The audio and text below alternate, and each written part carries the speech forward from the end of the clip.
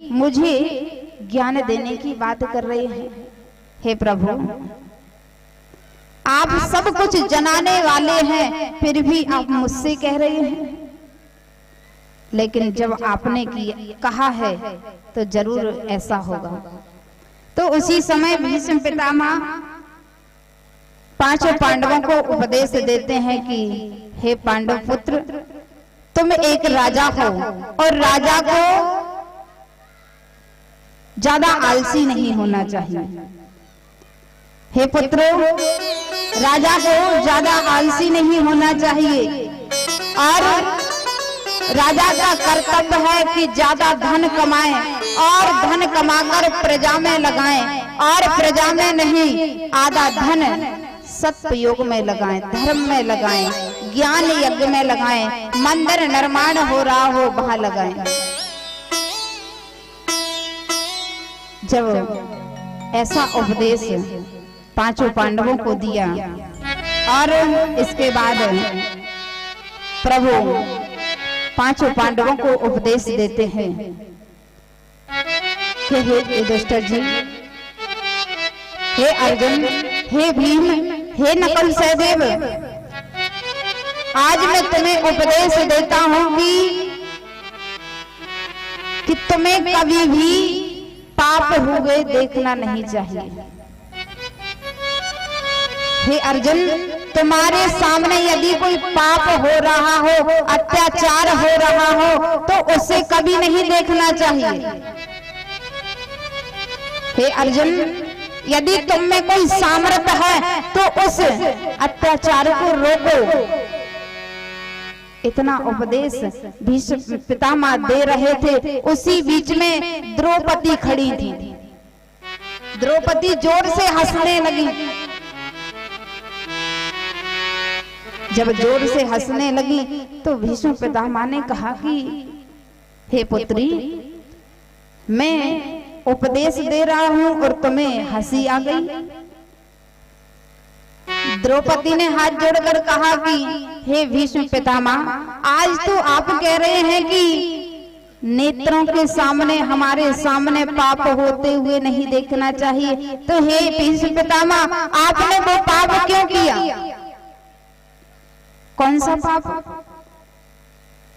हे भीष्म पितामह, जब मुझे दुष्ट दुशासन साड़ी खींचकर ला रहा था, उस समय आप कहाँ थे? सभा में मुझे निर्वस्त्र किया जा रहा था जब पाप हो रहा था। और हे भीष्म पितामह, मुझे याद है सबसे आगे आप बैठे हुए थे। सबसे आगे आप बैठे हुए थे, आप सारा दृश्य देख रहे थे। आपने वो पाप क्यों देखा और आपने वो पाप क्यों नहीं रुकवाया? और आज हमारे स्वामियों को उपदेश दे रहे हैं कि पाप होते हुए देखना नहीं चाहिए, महापाप होता है, तो आपने ये पाप क्यों किया? तो भीष्म पितामह अपने नेत्रों में आंसू भरकर कहते हैं कि हे बेटी, मैंने वो पाप होते हुए क्यों देखा है, इसका कारण है। हे बेटी, मैंने दुर्योधन का दुष्यंत अन्न खाया था जिससे मेरी बुद्धि खराब हो गई थी। हे बेटी, मैंने अर्जुन का दुष्यंत अन्न खाया था जिससे मेरी बुद्धि खराब हो गई थी। हे बेटी, मुझे क्षमा कर देना। आज मुझे जो दुख मिल रहा है ना, जो दुख आज मुझे, जो पीड़ा आज मुझे मिल रही है, वो ही दंड मुझे आज जो मिल रहा है। हे बेटी, मैंने जीवन में ऐसा कोई पाप नहीं किया था, ऐसा कोई पाप नहीं किया था जिससे मुझे ये बाणों की सैया मिली। लेकिन हे बेटी, तुम जानती हो कि मुझे बाणों की सैया क्यों मिली? क्योंकि बेटी, मैंने वो पाप होते हुए देखा था। लेकिन बेटी, वो पाप होते हुए देखने के कारण आज मेरी एक एक रक्त की बूंद गिर रही है। हजारों बिच्छुओं के काटने पर जो वेदना होती है, दर्द होता है, वो मुझे आज हो रहा है, पर मृत्यु नहीं हो रही। क्योंकि बेटी मुझे इच्छा मृत्यु का वरदान है। और बेटी तुम जानती हो मुझे इच्छा मृत्यु का वरदान है। मैं चाहता तो बाण लगते ही मैं मर जाता, पर मैं इसलिए नहीं मर रहा हूँ क्योंकि मैंने एक पाप होते हुए देखा है। जब तक ये पाप का पूरा भाग नहीं हो जाएगा तब तक मैं मर नहीं सकता। तो उसी समय द्रौपदी हाथ जोड़कर बोली, हे बाबा, मैं तो आपसे कह रही थी कि आपने ये पाप होते हुए क्यों देखा। कहते हैं कि किसी के घर का अन्न हम यदि खाते हैं, किसी दुष्ट व्यक्ति के घर का यदि हम अन्न खाते हैं तो हमारी बुद्धि खराब हो जाती है। हर जगह भोजन नहीं करना चाहिए, हर जगह भोजन नहीं करना चाहिए। दुष्ट पापियों के घर कभी भोजन नहीं करना चाहिए, नहीं तो भीष्म पितामह की बुद्धि खराब हो गई थी, ऐसी आपकी भी हो जानी है। ध्यान रख लेना। ऐसे जगह भोजन करो जो अन्न परिश्रम से कमाया हुआ हो, खून पसीने से कमाया हुआ हो। ऐसी जगह भोजन ना करना जो सज्जन को कष्ट देकर धन कमाया हुआ हो। यदि वो अन्न आप खाएंगे तो आपकी बुद्धि खराब हो जाएगी, और जब बुद्धि खराब होती है ना, तो बुद्धि खराब होने के कारण हम विनाश की ओर जाते हैं, और विनाश की ओर जाते हैं तो हमारा पतन हो जाता है। इस तरह भीष्म पितामह ने पांचों पांडवों को सुंदर उपदेश दिया और कन्हैया से कहा कि हे कन्हैया, अब मैं अपने धाम जाना चाहता हूँ, आपके दर्शन मुझे हुए हैं।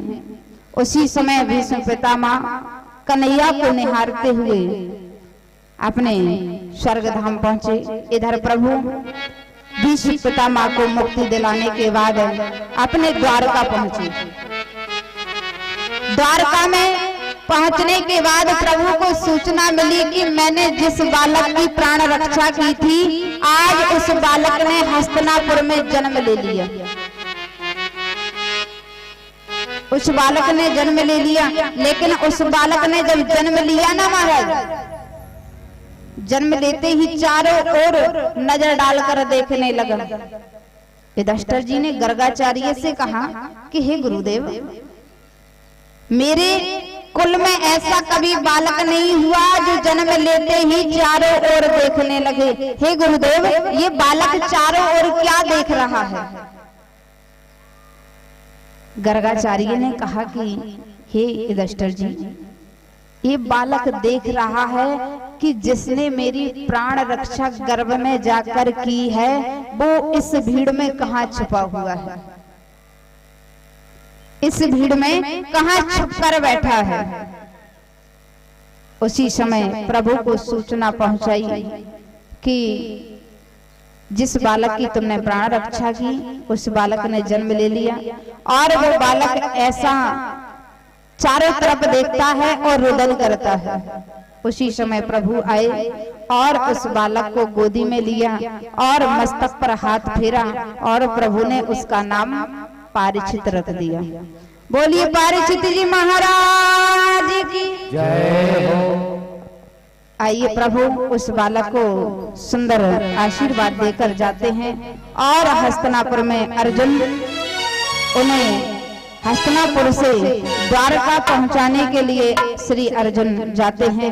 और द्वारका में पहुंचने के बाद प्रभु अपने धाम, और इधर अर्जुन आकर अपनी माँ और युधिष्ठिर जी से कहते हैं कि हे भाई, हे माँ, आज हमारे प्राण वल्लभ इस धराधाम को छोड़कर चले गए। उसी समय माता कुंती ने सुना कि कन्हैया हमें छोड़कर चले गए, तो उसी समय माता कुंती कृष्ण कृष्ण स्मरण करते एक क्षण में अपने शरीर का परित्याग कर दिया। क्योंकि कहते हैं राम राम कही राम कही, राम राम कही राम, तन पर रघुवर वीर विरह, राय गया सुरधाम। राम राम कही राम कही, राम राम कही राम, तन पर रघुवर वीर विरह, राय गयम सुर धाम।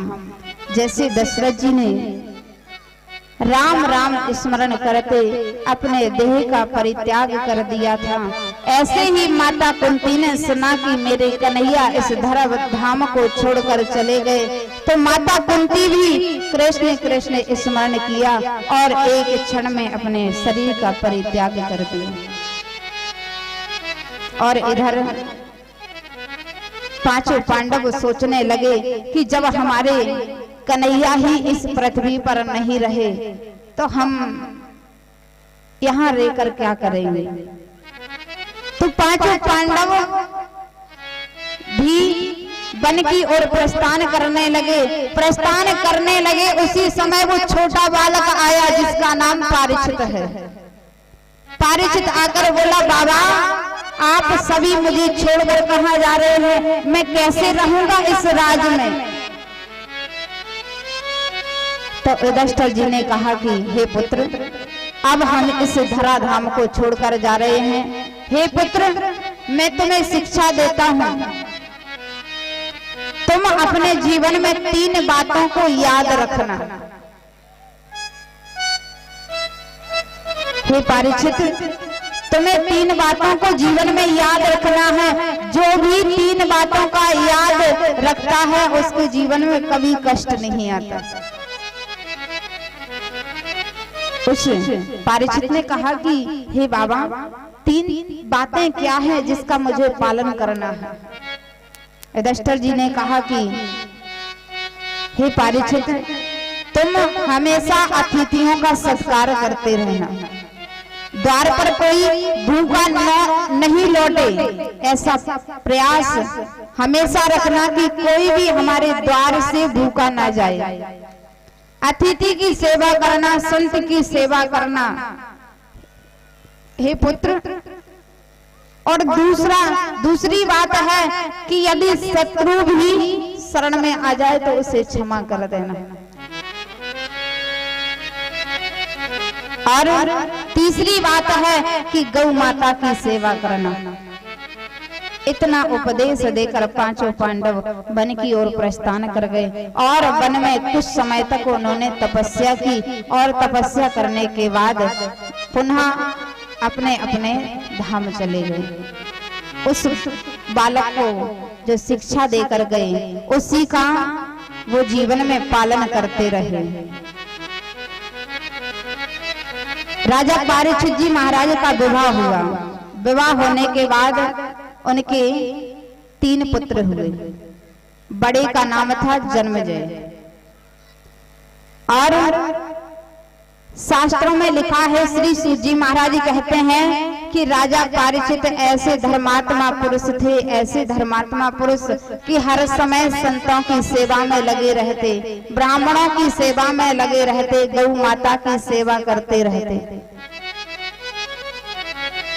और एक दिन राजा परीक्षित अपने खजाने में प्रवेश करके एक सुंदर मुकुट को पहनकर जंगल में जाते हैं।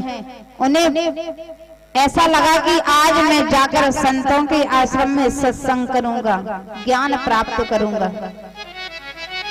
लेकिन राजा परीक्षित मुकुट को पहनकर जंगल में जा रहे थे तो जंगल में एक सुंदर दृश्य दिखाई दिया। क्या दिखाई दिया कि एक धर्म रूपी बैल एक चरण से खड़ा हुआ है। यानी एक पैर से खड़ा हुआ है और माता पृथ्वी उसे देखकर रुदन कर रही है। आकर राजा परीक्षित जी ने पूछा कि हे धर्म रूपी, आपके 3 पैर किसने काट दिए? तो धर्म रूपी बैल ने कहा कि हे राजन, मैंने शास्त्रों में सुना है कि जो जैसा कर्म करता है वैसा ही फल उसे मिलता है। हे राजन, मैंने ऐसा कर्म किया होगा जिससे मेरे 3 पैर कट गए हैं। क्योंकि तुलसीदास जी लिखते हैं, कर्म प्रधानी विश्व रच राखा, जो जस करहि तस फल जाता। जो जस करहि तस फल जाता। कर्म प्रधानी विश्व रच राखा,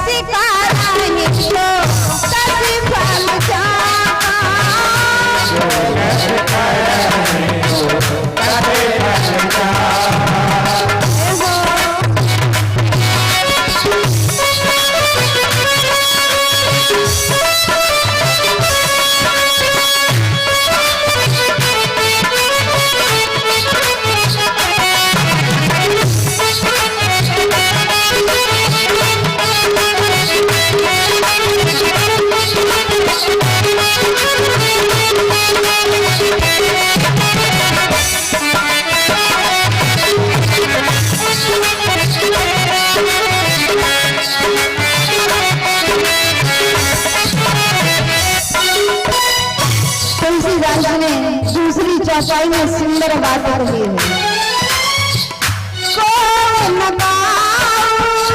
सुख कर दाता,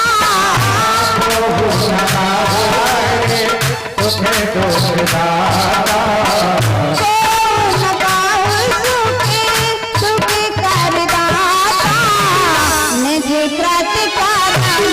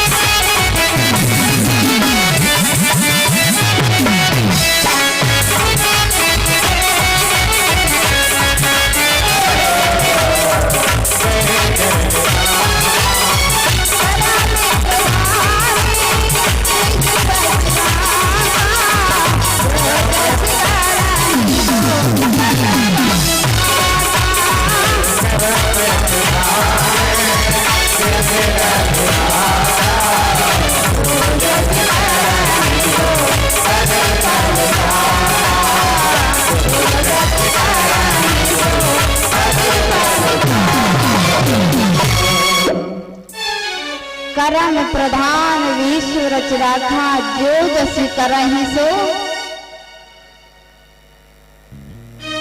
बोल दिया करो। कई मैया तो महाराज घूंघट लगाकर खर्राटे मार रही हैं। मैया गिर मत जाना किसी की गोदी में, सो तो खूब लेना, क्योंकि जब भी हमारी माताओं को नींद आती है ना, वैसे तो घूंघट लगाएंगी नहीं, और जब भी नींद आई तो फटक से घूंघट लगा लिया। अब ना पड़ोसी को पता चले,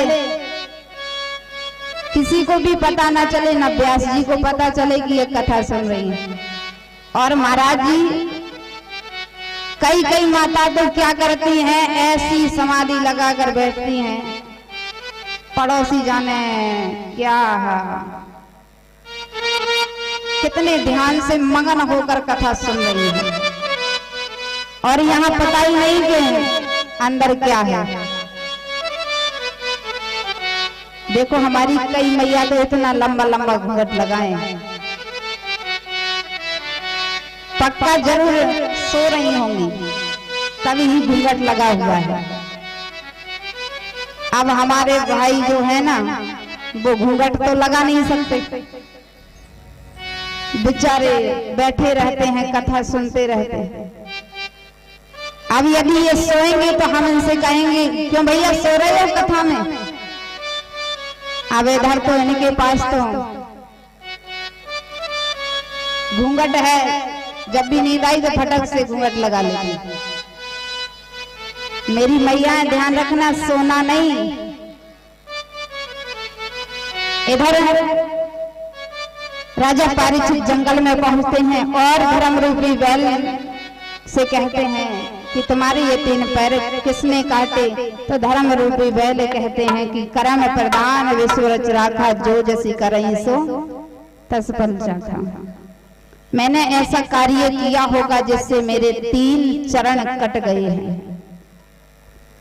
लेकिन राजा परीक्षित कहते हैं कि आपके चरणों को काटने वाले को मैं छोड़ूंगा नहीं, कहीं भी मिल जाए मैं उसे ढूंढ कर रहूंगा। इतना कहकर राजा परीक्षित आगे बढ़े। आगे बढ़े तो आगे बढ़कर देखा कि एक पैर से बैल खड़ा हुआ है और एक पुरुष जो बहुत काला था, लंबी लंबी मूछें थी, विकराल स्वरूप था, बहुत काला था और हाथ में तलवार लिए, तलवार लेकर उस धर्म रूपी बैल के उस चरण को भी काटना चाह रहा है। राजा परीक्षित ने देखा कि अरे भाई ये क्या कर रहे हो, एक पैर से धर्म खड़ा हुआ है उसे भी काट रहे हो। इधर शिव जी महाराज कहते हैं कि वो पुरुष कोई और नहीं है महाराज, जो धर्म रूपी बैल को काटना चाह रहा है वो कोई और नहीं, वो साक्षात ही कलयुग है। और कलयुग नहीं चाहता है कि एक भी पैर धर्म का सुरक्षित रहे, एक भी धर्म का पैर सुरक्षित रहे। राजा परीक्षित तलवार धनुष बाण हाथ में लेकर जैसे ही मारने के लिए जा रहे थे तो कलयुग ने देखा कि राजा हमें मार डालेगा, चरणों में कलयुग गिर पड़ा। राजा परीक्षित को जबकि बचपन में ये शिक्षा दी थी कि शत्रु भी शरण में आ जाए तो उसे क्षमा कर देना,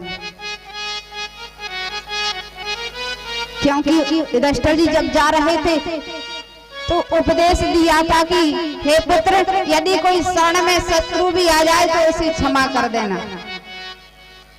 राजा परीक्षित ने क्षमा कर दिया और बोला कि हे भाई तुम कौन हो और इस धर्म रूपी बैल के इस पैर को क्यों काटना चाहते हो।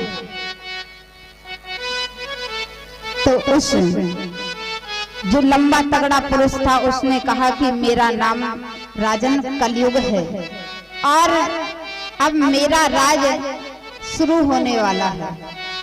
हे राजन, अब मैं राज में आ गया हूं और मेरे राज में धर्म सुरक्षित नहीं रह सकता। हे राजन, अब मेरा राज आ गया है। मेरे 3 भाई इस राज को राज करके चले गए हैं, अब मेरा राज है। राजा परीक्षित ने कहा कि देखो कलयुग, जब तक मैं इस पृथ्वी का राजा हूं तब तक तुम इस पृथ्वी के राजा नहीं बन सकते। हे कलयुग, जब तक मैं इस पृथ्वी पर हूं तब तक तुम इस राज में राज नहीं कर